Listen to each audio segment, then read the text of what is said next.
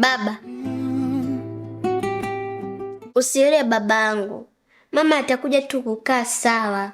Haya yote ni mapito, kwa sababu kila kitu anapata hapa nyumbani. Karabo, mama yako hawezi kubadilika hata iweje. Kwani baba, na hakika mama anakupenda kweli?